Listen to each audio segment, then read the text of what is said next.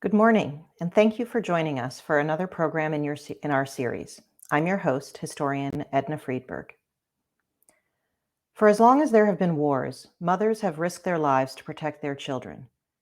During World War II, as German troops swept across Europe to fulfill their delusions of empire, millions of Jews and other innocent people were forced to flee. Now, decades after Nazi Germany targeted Jewish people for mass murder, in places like Syria and Burma, innocent people have again been declared enemies by their own governments. And today in Ukraine, millions of women and children are fleeing Russian aggression in the largest refugee exodus since World War II. Our guest today, Holocaust survivor Halina Peabody, was only a young girl when the Germans invaded her native Poland, and she was forced to flee with her mother. Halina, you've said that you've never known anyone as brave as your mother. When you think back to the years during the Holocaust, what stands out about her? Well, she was never going to give up. She always found some way to get us out of trouble, which we have been having to run without anything, no money, no luggage, and somehow she always managed to get us out of trouble. I have never known anybody like that. And she was running from alone with two little children with no support, no network. Yeah. And that beautiful photo, she was a beautiful woman, and you are the adorable, fluffy little toddler there. Halina, I think it will help our viewers to understand some of the life-threatening risks involved, to know that for most of the war, your mother was completely on her own with you and your baby sister Eva, and we see you here in a photo there with Eva in the stroller. First, Soviet soldiers occupied Zaleszczyki, the town in Poland where you lived. They occupied it in fall 1939, and your father fled to nearby Romania. When he tried to return to Poland, he was arrested and deported to Siberia in the Soviet Union. So that's why your mother was on her own with the two of you. And then, of course, in June 1941, the Germans launched a surprise attack on their ally, the Soviet Union, and took over the territory that included Eastern Poland, where your family lived. So against this backdrop, Halina, you were 8.5 years old, and your sister Eva was only 2 when the Germans began their brutal campaign against Jewish people in that region. Can you tell us about some of the changes that they imposed on Jews and how they restricted life? Well, at first, the rules were very, very harsh when they walked into Zaleszczyki. Everybody had to be working for the Germans. We had to give up the gold and the silver, the usual money, and we had to have the Jewish star on every house and on every piece of clothing so they could find us. The children, Jewish children, are allowed to go to school. And as I said, every person, every Jew had to be working for the Germans. And in case of my mother, even though she had a baby and me, she was told that she would be the chief knitter because she was known for being very good knitter. So she was knitting the children for the children of the mayor of the town, who was German, of course. And we just tried to do our best, and everybody was very cooperative because we just hoped that it would be okay that if we cooperate. Yeah, just kind of stay under the radar, hope it will pass. But one day, the Germans demanded that a large number of young men and women in your town report for work in the nearby forest. What happened that day? Well, they had been doing a little things like that. A little groups were taken out and brought back in the afternoon. So this was a sort of different way, but it seemed similar to the way that they were doing before, meaning that there was a job somewhere and they took the group out in the morning and they brought them back in the afternoon. This time they said it was a very big job because they had many things to do, and there was especially they had to take care of the trees for the winter. They had to um, wrap the little trees with burlap because the weather was very cold in the winter. So they said they needed a very big group, and about 600 young people went up there. And even some people just came to be able to help. And as usual, we waited for them and nobody came back. And at that point, everybody was very, very upset and scared. And sure enough, nobody came back until somewhere in the middle of the night. My mother told me that this man came. He had been shot, but they missed his heart, and he managed to drag himself back. What he said was that they came up, that for the job there was no job. There was an open grave with sticks over it, and they were made to take off their clothes, lay down on the sticks, and they were shot and they dropped into the grave. So all of them were killed. Nobody came back except this one man who dragged himself back. So everybody, of course, was in a panic, and everybody started thinking of finding a hiding place because we understood there'll be more. So it had taken this terrible turn from restrictions, from forced work, to suddenly mass violence. And for those who may be less familiar with the history, the Germans and their collaborators carried out hundreds and hundreds of mass killings like these. This is not from Halina's town, but a similar one in broad daylight. Shooting massacres. We can see how close the perpetrators are to the people they are planning to shoot. These are really intimate murders. And in total, they eventually would murder, the Germans and their collaborators, 2 million Jewish people that way, as many as 1/3 of the victims killed during the Holocaust. So very, very brutal. Halina, I'd like to pause and let you know where people are watching from also. We'd like to welcome viewers from Fort Worth, Texas, Pittsburgh, Pennsylvania, from the town of Virginia Beach, Oxford, Mississippi, and Westchester, New York. And also a welcome to our international audience who is joining us from places like Denmark, Norway, and Brazil. We're very happy to have you. Welcome. Now, Halina, a year later, in September of 1942, Nazi authorities forced the remaining Jewish community in Zaleszczyki to another town called Tłusta. Tell us about the day when another demand for workers came from the Germans and Jews tried to hide. Well, what happened was that they didn't want to have the trouble of finding us because the Jewish community was small there already, what was left in Zaleszczyki. So they threw the rest of us into the Tłusta where we were during the Russian occupation. And we were told that that's where we're going to be. And the first thing everybody did was to say, we've got to find a hiding place, because we realized that there was going to be another one of those demands for people to come to work, supposedly. And when it came, my mother, who we had been there before, so she knew a few people there, decided to split my sister and her up with me. I was put in one lady's attic, and she went to another person, another farmer, who was going to keep her during the day. But there was no way to escape. Everybody was trying, but we couldn't find any. So, yeah, so all the day we were waiting and we didn't know what was happening. But then the lady who had me kept reporting who was in the square, because they would find people, drag them into the square, and until they had the right number. And she would tell me that this one was caught, that one was caught, but I kept looking, not my mother, not my mother. And that's how we stayed all day until the evening, when they had enough people. They loaded them on the train and took them away. And again, we were thinking, what next? My mother did come. She was, as I said, she was not caught. And then she told me, first thing she said to me, look, I thought you were caught, and we're never going to split up again. Whatever happens to us, the three of us will go together. And Sweet. The three of us, my sister, me, and my mother. And as I said, they were all trying to find ways to escape, but there wasn't any. And at that point, we had very good friends. And from Zaleszczyki also, there obviously we had a whole group of them there. And they were very kind to us and very, very careful and caring for my mother and the children, because my father was no longer with us. So they suggested that because we were all three women, and not looking Jewish. We don't know Yiddish. We were not religious. So I had green eyes. I still do.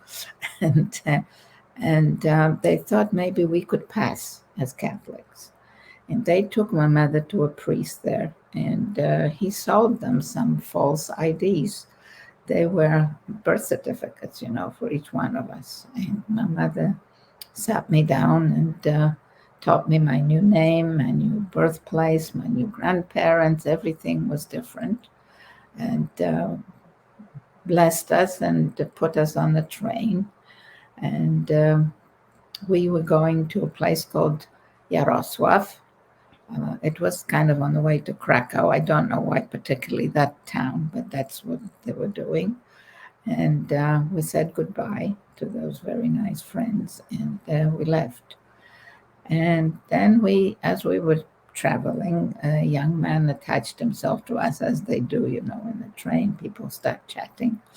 And I wasn't paying much attention. But then when this fellow was not there, my mother quietly told me that he was pushing her very hard, and he was a Volksdeutsch, means he's sort of partially German. So he had special privileges and also special, I guess then he was obliged to be more German than the Poles. And he was definitely asking her what she was and pushing her. And she said she's very sorry, but she admitted that we were Jewish.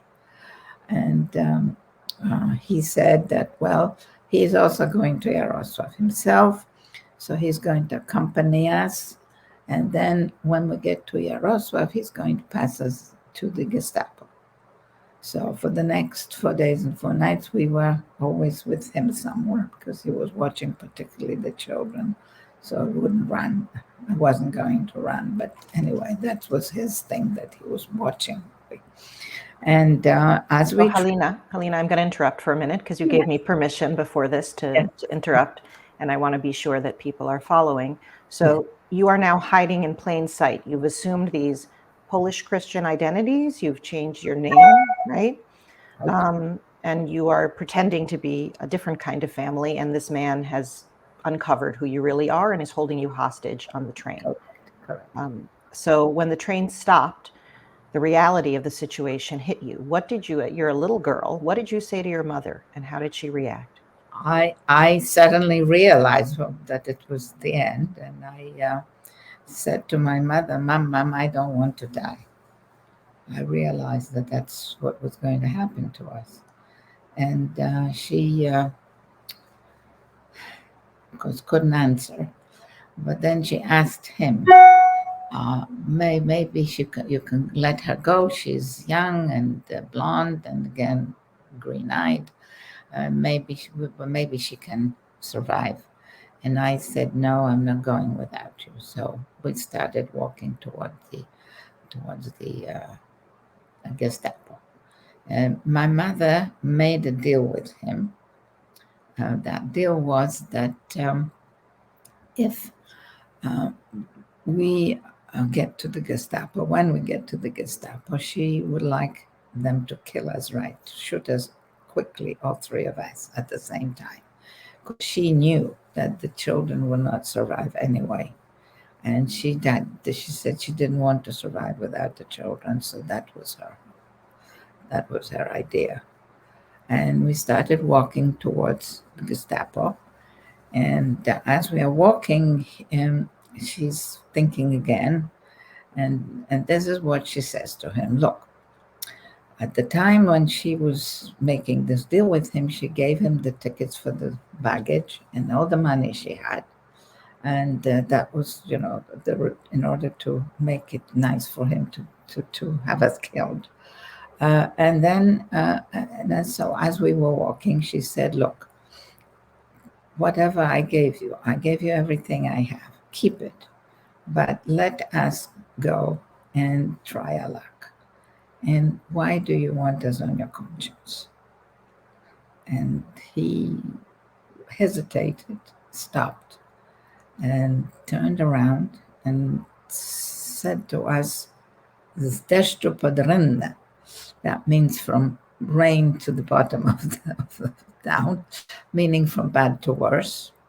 And but he gave us a few zlotys back. A little money.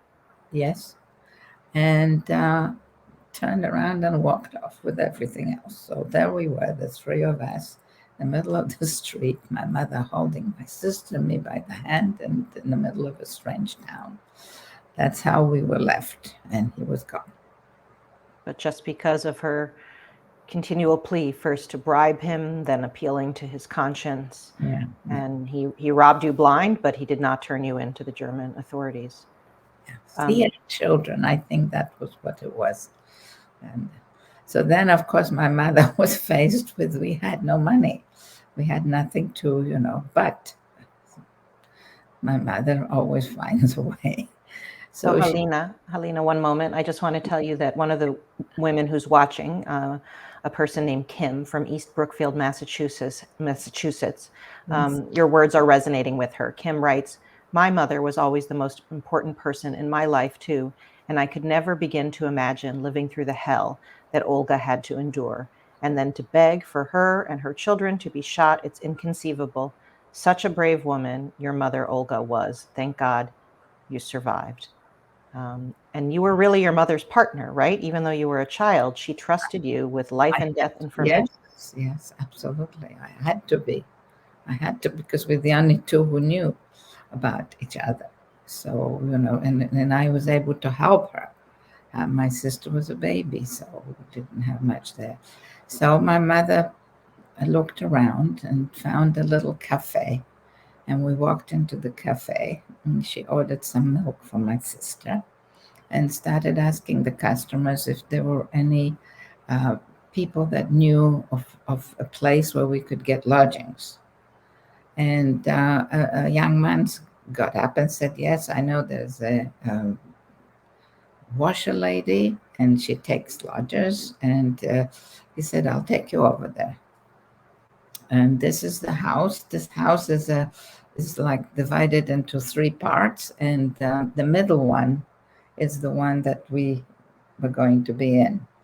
The lady was a small lady. I'm always smiling because she was so sweet. She was so small, and she took the washing and she did the lodgers. And she looked at us, and my mother said, "Look, I have no money." That was the first thing she said to her. And but I will go tomorrow to work, and whatever I earn, I will bring to you for keeping us. And she was saying, "Okay." And then her son turned up suddenly and said, "Oh, Mom, don't take them. We must have looked very, very bad. 3 days, 4 days in a train, and. But she said, "Oh no," she said, "this is a mother and two children. I have to take her." And she did. She gave us a bed, and very nice, very cozy. I was at the feet, and my mother, my sister, the other side. And as she said, the next morning, she went off, and she started doing this every day. She found households they needed help, like a cleaning lady or something to do in the house. She used to tell me about these little jobs. She was very proud of the fact that she was able to do it. And she, of course, that was not the end of it, because she was now thinking forward. Halina, let's pause for a moment though, because I'm really struck by the fact that twice in one day your lives were saved by the whim or decision of a stranger. First, the man on the train, who was a cruel man. He was exploiting you, he was robbing you, he was going to denounce you. And then this woman who took you in as tenants, even though your mother was honest and said, "I can't pay you, or at least not yet. I'm going to try." So just, Yes. luck, and also your mother appealing, your mother having the audacity to try. Yes. Halina, another viewer is writing in. Esther Reichman Kamenetsky writes that her mother is a 98-year-old Auschwitz survivor, and that a mother's love is so powerful. So thank you, Esther, for that. Halina, while your mother was at work, and actually I want to put in a personal note that the town of Yaroslavl, where you had found shelter is actually my father's childhood hometown. So I have been there too. And you and I, even though we've known each other for years, we didn't know that about each other. But while she was at work, you yourself also had a job to do. Your job was to pretend to be a Catholic girl. I have it here. This is a picture of your first communion, right? Right. What was it like to get a Catholic education and to go through the motions of Christian holidays like Christmas?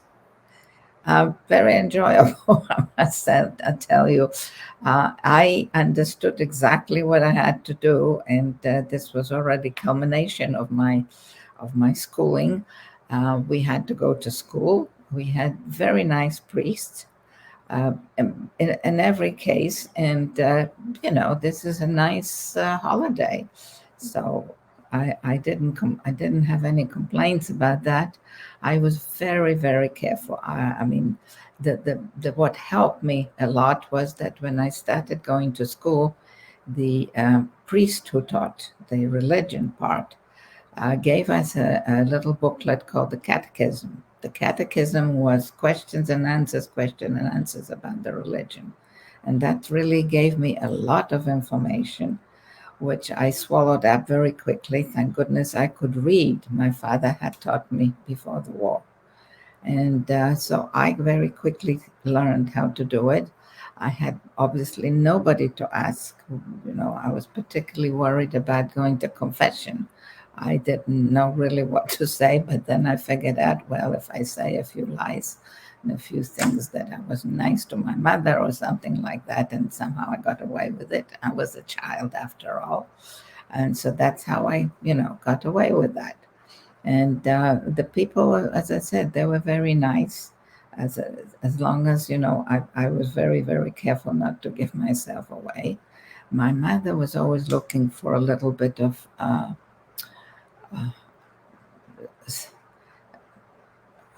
how can I put it? I can't think of the word. She needed Okay. she needed a job with papers because the Germans were walking around with guns and they could ask you for papers anytime, as long as you were security, I was thinking. Mm.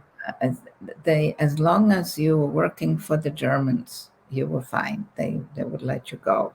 But the Poles were supposed to be the slaves, the future slaves.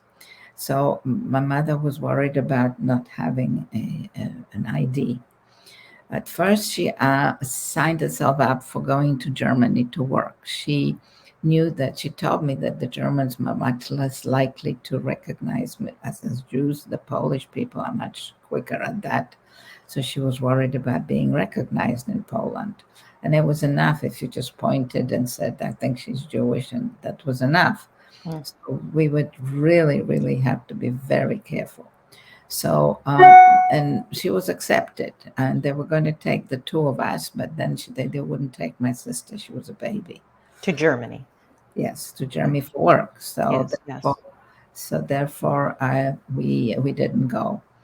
And then she decided on something quite radical, which means that she thought if she works for the Germans, she'll get an Ausweis, an ID from Germans. And there was a military camp up the road, and she decided to go. She knew they were going to ask for papers, which we never knew if it was real or not. We've got them at the museum, but nobody's ever said that they were real or not. At our museum, meaning you've donated them to our collections, and we are grateful for that. Thank you. Yes. So she Yes. went to the Germans. She went to the local Germans to ask for work, right? She went to the camp, to the military camp, and walked in and asked for a job.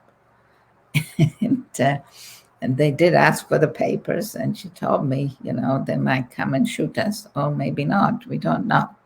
So we lived in fear like that for about 2 or 3 weeks.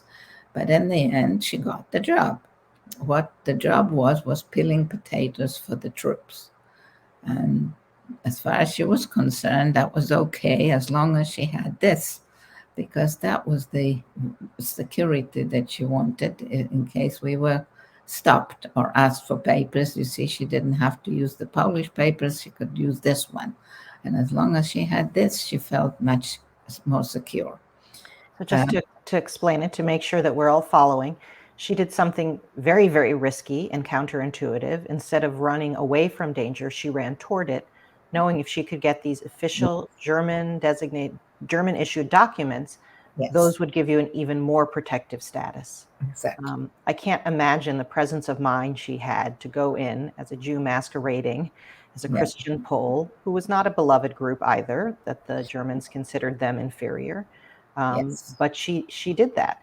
And then eventually, when German authorities came and even raided your home, she showed them this work ID, right? And did it work? Did it serve its purpose? yes. They took everybody to the Gestapo to check out, except us. They said, "No, you stay."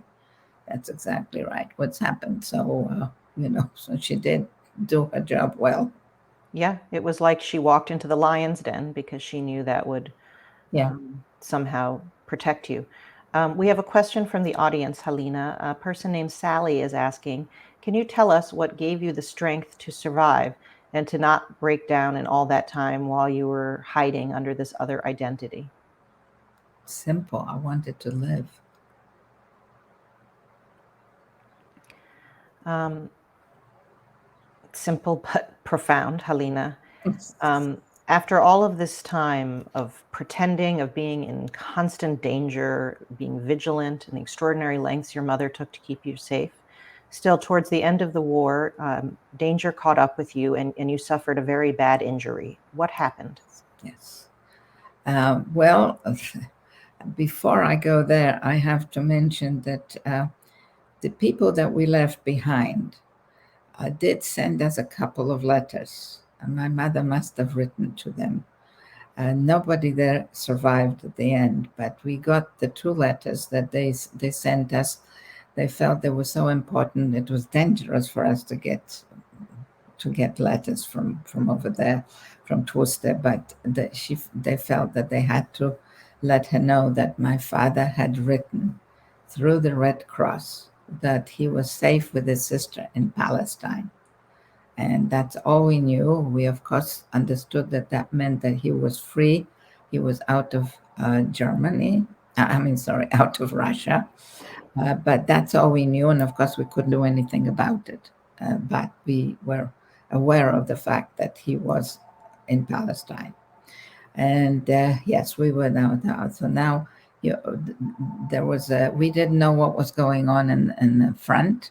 We didn't know whether the Germans or the Russians were winning. Absolutely no news. It was a death penalty if you watched the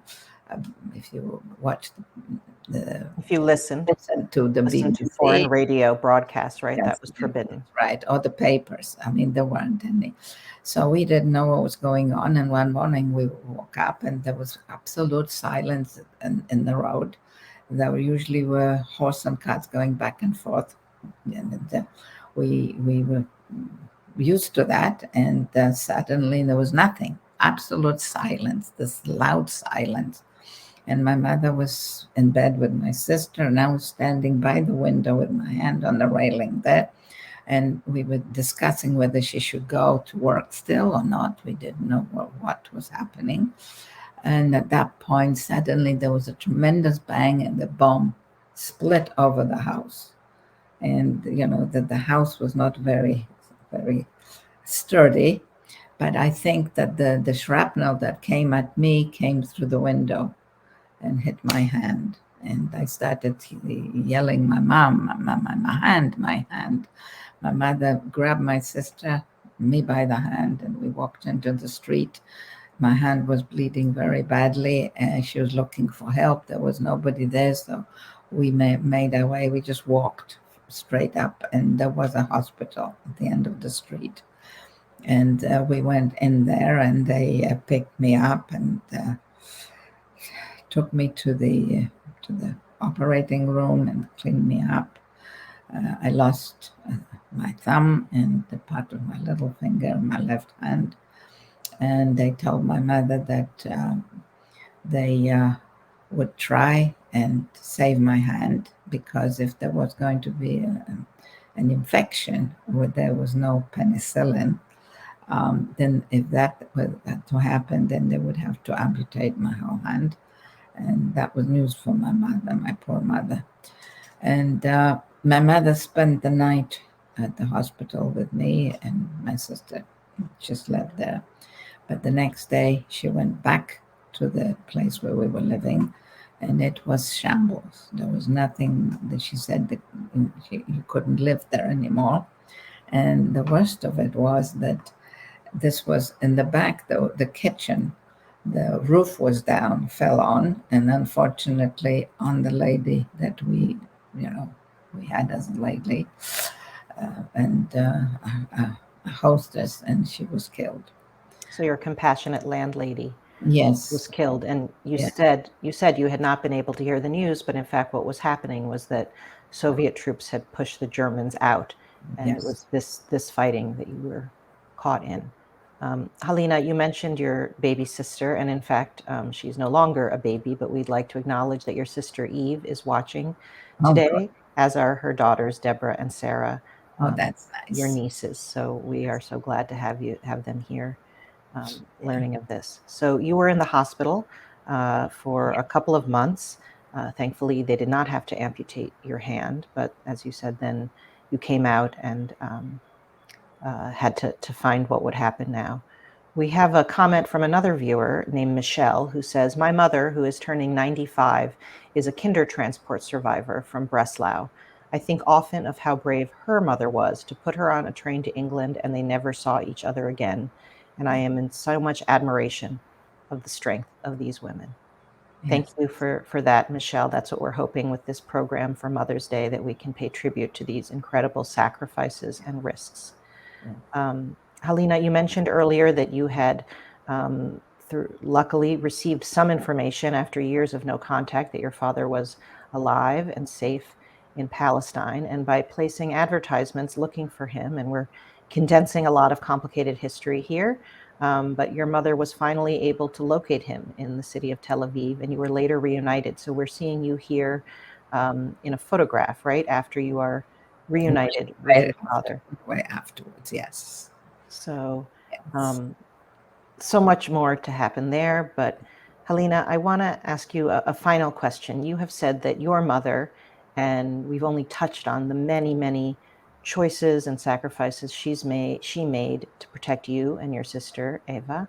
You said that your mother inspired you to strive for a better world for your own children and your grandchildren. Is there anything else that you'd like to share about your mother, Olga?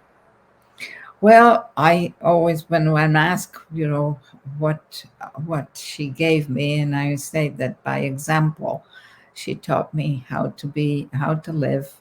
She taught me people are good people. Good people are good people. So don't say these are not and these are not nice. And I think generally that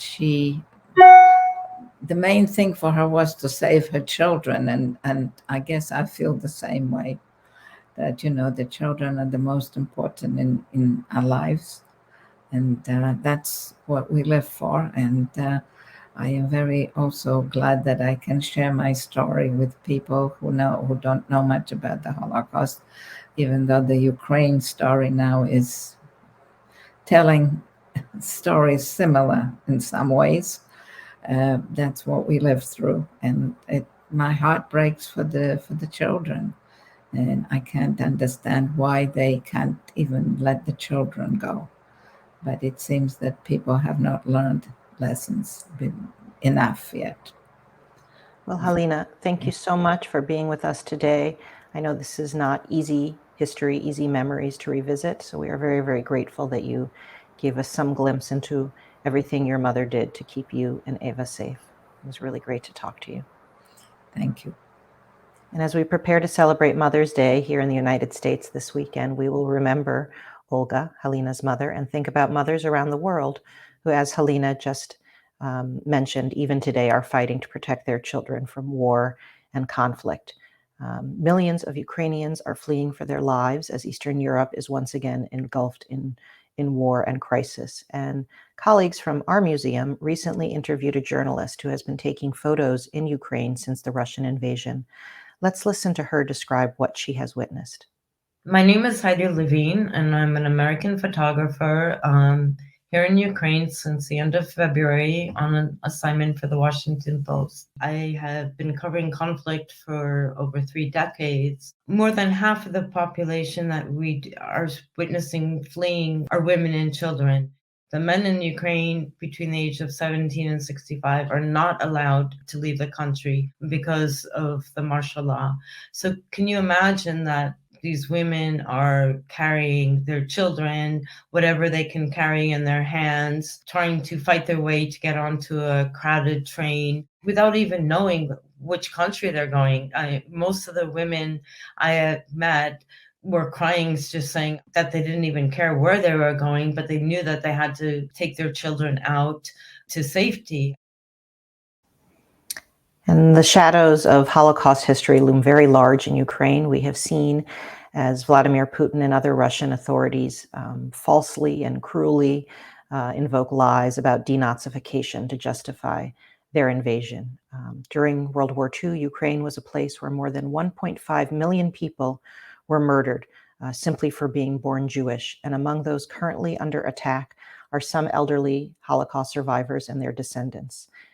If the Nazis had achieved their deadly goals during the Holocaust, these people never would have existed. And today they are once again fighting for their lives. So we send our solidarity, our wishes for peace and calm to them. And thank you again to Halina so much, Halina Peabody, for sharing your memories of your very brave and inspiring mother, Olga, as we mark Mother's Day. Viewers, we hope that you will join us for our next program on Thursday, May 26th at 9:30 a.m. in the United States for our next program, where we will be discussing Jewish refugee soldiers who served in the United States military in secret intelligence roles. Some were even ordered to facilitate the work of 1,600 Nazis from Germany, who in the late 1940s were recruited by the American government to fight a new war, the Cold War against the Soviet Union. It's a complex story and one that we will be using for Memorial Day to mark that holiday in the United States. Until then, wherever you are, be healthy and well. Bye-bye.